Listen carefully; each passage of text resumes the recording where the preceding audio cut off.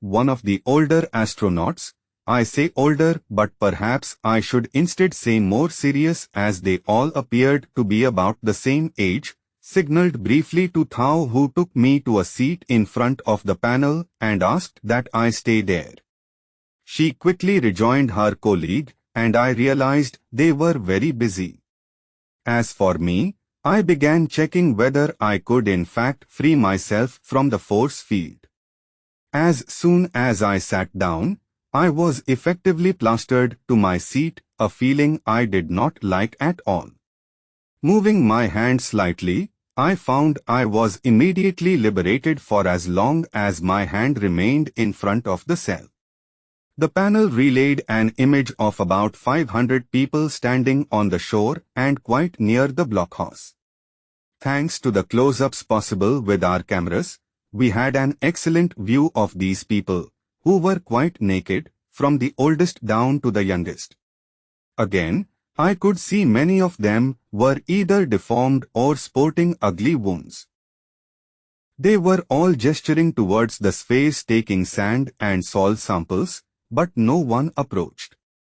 The strongest-looking men were holding what appeared to be machetes or sabers. They seemed to be watching something. I felt pressure on my shoulder and turned round, surprised. It was Thao. She smiled at me, and I clearly remember appreciating, for the first time, the beauty and nobility of her face. I have already mentioned her hair, which was long and silky, golden blonde in color, which fell to her shoulders and framed a face that was perfectly oval in shape. She had a large, slightly protruding forehead. Her blue mauve eyes and long curled lashes would have been the envy of many women on our planet. Her eyebrows curved upwards, similar to the wings of a seagull, adding a unique charm. Under her eyes, which sparkled and sometimes teased, was her nose, well-proportioned and slightly flat at the bottom, which accentuated a sensual mouth. When she smiled, she revealed perfect teeth. So perfect, one could believe they were false. This would have surprised me.